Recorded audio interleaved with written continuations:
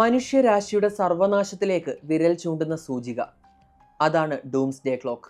Called Doomsday Clock. Doomsday Clock. The Doomsday Clock. The Doomsday Clock. 1947 ആർട്ടിസ്റ്റായ Martin ലാങ്സ്ഡോർഫ് ആണ് ഈ clock design ചെയ്തത്. Bulletin of the atomic scientist എന്ന മാസികയുമായി ബന്ധപ്പെട്ട് ഒരു കൂട്ടം ശാസ്ത്രജ്ഞരാണ് ഈ ക്ലോക്കിലെ സമയം അഡ്ജസ്റ്റ് ചെയ്യുന്നത്. രാത്രി 12 മണിയിലേക്ക് ഇനി എത്ര സമയം ബാക്കിയുണ്ട് എന്നതിനെ അടിസ്ഥാനമാക്കിയാണ് ഈ ക്ലോക്കിലെ സമയം പറയുന്നത്. മാനവരാശിയുടെ അന്ത്യമാണ് 12 മണി കൊണ്ട് സൂചിപ്പിക്കുന്നത്. എന്നാൽ ഇതൊരു പ്രവചനമല്ല, മറിച്ചൊരു മെറ്റഫറാണ്. In setting the clock closer to midnight, we send a stark signal. എല്ലാ വർഷവും ജനുവരിയിലാണ് ഈ ക്ലോക്കിലെ സമയം അഡ്ജസ്റ്റ് ചെയ്യുന്നത്. ഈ വർഷം, അതായത് 2025 ജനുവരിയിലാണ് ഡൂംസ്ഡേ ക്ലോക്കിന്റെ ചരിത്രത്തിൽ സമയം 12 മണിയോട് ഏറ്റവും അടുത്ത് വന്നത്. It is now 89 seconds to midnight. ഈ വർഷത്തെ സമയമനുസരിച്ച് ഇനി 89 സെക്കൻഡുകളാണ് അർദ്ധരാത്രിയിലേക്കുള്ളത്. ഇതൊരു പ്രവചനമല്ല എന്ന് ഞാൻ പറഞ്ഞല്ലോ. മനുഷ്യരാശിയുടെ നിലനിൽപ്പിന് അപകടമായി വരുന്ന പല ഘടകങ്ങളുണ്ട്. ഉദാഹരണത്തിന് കാലാവസ്ഥാ വ്യതിയാനം, രാജ്യങ്ങൾ തമ്മിലുള്ള യുദ്ധം, അതുപോലെ മനുഷ്യരാശിയുടെ നിലനിൽപ്പിന് തന്നെ ഭീഷണിയായേക്കാവുന്ന കണ്ടുപിടുത്തങ്ങൾ, ഇവയെല്ലാം തന്നെ ക്ലോക്കിലെ സമയത്തെ സ്വാധീനിക്കും. അതുകൊണ്ട് ഒരു പ്രവചനമായല്ല, മറിച്ചൊരു മുന്നറിയിപ്പായി നമുക്ക് ഈ ക്ലോക്കിലെ സമയത്തെ പരിഗണിക്കാം. പിന്നെ എല്ലാ ക്ലോക്കിലെയും പോലെ ഈ ക്ലോക്കിലെയും സമയം മുന്നോട്ട് മാത്രമല്ല പോകുന്നത്. മനുഷ്യരാശിയുടെ നിലനിൽപ്പിന് ഉതകുന്ന നല്ല പ്രവർത്തനങ്ങൾ ഉണ്ടായാൽ ഈ ക്ലോക്കിലെ സമയം പിന്നോട്ടും പോകും. അങ്ങനെ ഉണ്ടായ ചരിത്രവുമുണ്ട്.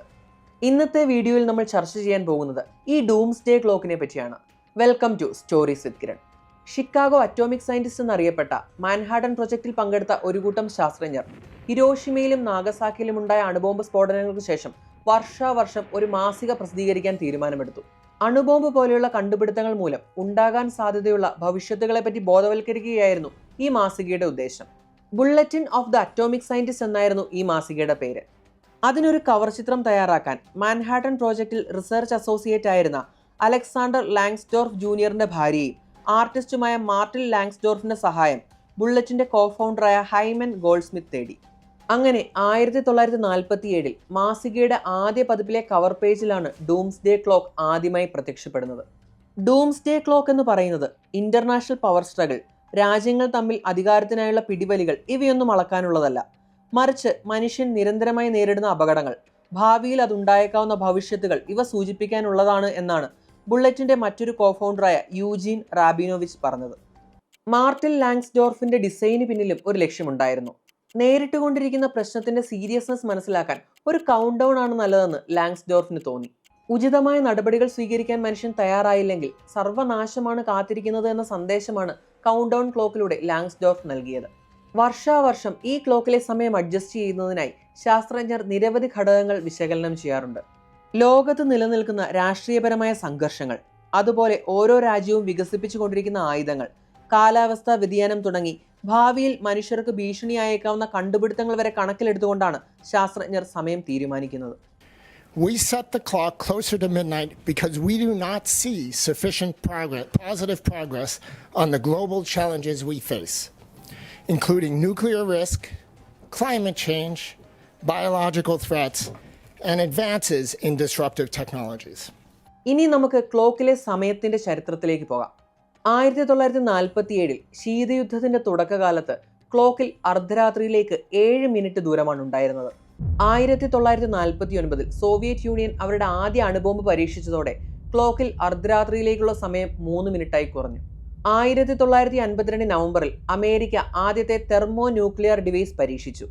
1953 സോവിയറ്റ് യൂണിയനും അതേ പാത പിന്തുടർന്നതോടെ ക്ലോക്കിൽ അർദ്ധരാത്രിയിലേക്കുള്ള സമയം ആ വർഷം 3 മിനിറ്റിൽ നിന്ന് 2 മിനിറ്റായി കുറഞ്ഞു. 2020 വരെ ഇതായിരുന്നു ക്ലോക്കിൽ അർദ്ധരാത്രിയോട് ഏറ്റവും അടുത്തു വന്ന സമയം. ഈ ക്ലോക്ക് മുന്നോട്ട് മാത്രമല്ല പിന്നോട്ടും പോകുമെന്ന് ഞാൻ നേരത്തെ പറഞ്ഞല്ലോ. അർദ്ധരാത്രിയിലേക്കുള്ള സമയം 2 മിനിറ്റായി 10 വർഷങ്ങൾക്ക് ശേഷം, അതായത് 1963 ക്ലോക്കിൽ അർദ്ധരാത്രിയിലേക്കുള്ള സമയം 12 മിനിറ്റായി വർദ്ധിച്ചു. അണുബോംബ് പരീക്ഷണങ്ങൾ നിർത്തിവെക്കാൻ അമേരിക്കയും സോവിയറ്റ് യൂണിയനും തീരുമാനിച്ചതോടെയാണ് ക്ലോക്കിൽ ഈ വലിയ മാറ്റം സംഭവിച്ചത്. പിന്നീട് പല വർഷങ്ങളിലും ക്ലോക്കിലെ സമയത്തിന് വ്യത്യാസങ്ങളുണ്ടായി. അതിൽ പ്രധാനപ്പെട്ടത് നമുക്ക് നോക്കാം. വിയറ്റ്നാം യുദ്ധത്തിൽ അമേരിക്കയുടെ പങ്കാളിത്തം 1967 ക്ലോക്കിലെ സമയം 7 മിനിറ്റിലെത്താൻ കാരണമായി.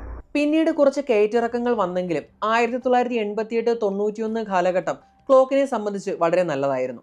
ക്ലോക്കിനെ സംബന്ധിച്ച് നല്ലതായിരുന്നു എന്ന് പറയുമ്പോൾ മനുഷ്യരാശിക്കും വളരെയേറെ നല്ലതായിരുന്നു എന്ന് നമുക്ക് അനുമാനിക്കാം. 1988 US സോവിയറ്റ് യൂണിയൻ ബന്ധത്തിലുണ്ടായ മുന്നേറ്റം, 1990 ബെർലിൻ മതിലിന്റെ തകർച്ച, 1991 അണുബോംബിന്റെ പരീക്ഷണം പൂർണ്ണമായി നിർത്താനുള്ള അമേരിക്ക സോവിയറ്റ് യൂണിയൻ ഉടമ്പടി, ഇതെല്ലാം കാരണം 1991 ക്ലോക്ക് അർദ്ധരാത്രിയിൽ നിന്ന് 17 മിനിറ്റ് ദൂരത്തിലെത്തി. ഡൂംസ്ഡേ ക്ലോക്കിൽ സമയം കാൽക്കുലേറ്റ് ചെയ്യാൻ തുടങ്ങിയതിനു ശേഷം അർദ്ധരാത്രിയിൽ നിന്ന് ഏറ്റവും അകലത്തിൽ ക്ലോക്ക് വന്നതും ഈ വർഷം തന്നെയാണ്. ഇതേ വർഷം തന്നെയാണ് സോവിയറ്റ് യൂണിയൻ തകരുന്നതും. പിന്നീടുള്ള വർഷങ്ങളിൽ ഘട്ടം ഘട്ടമായി ക്ലോക്ക് അർദ്ധരാത്രിയിലേക്ക് അടുക്കാൻ തുടങ്ങി. പല രാജ്യങ്ങളും ആണവായുധങ്ങൾ പരീക്ഷിച്ചതും അമേരിക്ക റഷ്യ ബന്ധത്തിലുണ്ടായ വിള്ളലുകളുമെല്ലാം ഇതിന് ആക്കം കൂട്ടി. 1953 2 മിനിറ്റിൽ വന്നതിന് ശേഷം പിന്നീട് 2020 ആ റെക്കോർഡ് ബ്രേക്ക് ചെയ്യപ്പെടുന്നത്. ഡൂംസ്ഡേ ക്ലോക്കിന്റെ ചരിത്രത്തിൽ ആദ്യമായി 2020 സമയം 2 മിനിറ്റിന് അകത്തെത്തി. കാലാവസ്ഥാ വ്യതിയാനത്തിന് ശ്രദ്ധ നൽകാതിരിക്കുക, US ഇറാൻ തമ്മിലുള്ള പ്രശ്നങ്ങൾ, അതേപോലെ America Russia intermediate range nuclear forces ഉടമ്പടി അവസാനിപ്പിച്ചതൊക്കെ കാരണം സമയം 100 സെക്കൻഡിലെത്തി. അടുത്ത 2 വർഷം ഇത് മാറ്റങ്ങളില്ലാതെ തുടർന്നു. 2023 നിലവിലെ പ്രശ്നങ്ങൾക്ക് പുറമെ റഷ്യയുടെ യുക്രൈൻ അധിനിവേശം കൂടി വന്നതോടെ ക്ലോക്ക് 100 സെക്കൻഡിൽ നിന്ന് 10 സെക്കൻഡുകൾ കുറഞ്ഞ് 90 സെക്കൻഡിലെത്തി. ഒടുവിൽ 2025 അർദ്ധരാത്രിയിലേക്കുള്ള ദൂരം 1 സെക്കൻഡ് കൂടി കുറഞ്ഞു, 90 സെക്കൻഡിൽ നിന്ന് 89 സെക്കൻഡായി. റഷ്യയുടെ യുക്രൈൻ അധിനിവേശം മാറ്റമില്ലാതെ തുടരുന്നതും മിഡിൽ ഈസ്റ്റേൺ ക്രൈസിസും കാലാവസ്ഥാ വ്യതിയാനവും അതുപോലെ മനുഷ്യരുടെ നിലനിൽപ്പിന് ഭീഷണിയായേക്കാവുന്ന കണ്ടുപിടുത്തങ്ങളും ഒക്കെയാണ് സമയം ഇങ്ങനെ കുറയാൻ കാരണം. In setting the clock closer to midnight, we send a stark signal. Because the world is already perilously close to the precipice, any move towards midnight should be taken as an indication of extreme danger and an unmistakable warning. Doomsday ക്ലോക്കിന്റെ ചരിത്രത്തിൽ അർദ്ധരാത്രിയോട് ഏറ്റവും അടുത്ത്, അതായത് വെറും 89 സെക്കൻഡുകൾ അകലെ മാത്രമാണ് നമ്മൾ നിൽക്കുന്നത്. ഉചിതമായ നടപടികൾ എടുത്തില്ലെങ്കിൽ സർവനാശത്തിലേക്കാണ് നമ്മൾ പോകുന്നതെന്ന മുന്നറിയിപ്പ് bulletin of the atomic scientist നമുക്ക് നൽകുന്നു.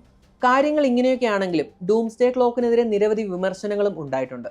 നിങ്ങൾക്ക് ഡൂംസ്ഡേ ക്ലോക്കിനെ കുറിച്ച് എന്താണ് തോന്നുന്നത്? നിങ്ങളുടെ അഭിപ്രായങ്ങൾ കമൻറ്റ് ചെയ്യുക. ഈ വീഡിയോ നിങ്ങൾക്ക് ഇഷ്ടമായെങ്കിൽ ഇതുപോലെയുള്ള കൂടുതൽ വീഡിയോകൾക്കായി ചാനൽ സബ്സ്ക്രൈബ് ചെയ്ത് സപ്പോർട്ട് ചെയ്യുക. നിങ്ങൾക്ക് ഇതുപോലെ കഥകളായി കേൾക്കാൻ താല്പര്യമുള്ള വിഷയങ്ങളും കമൻറ്റ് ചെയ്യാവുന്നതാണ്. Thanks for watching stories with Kiran.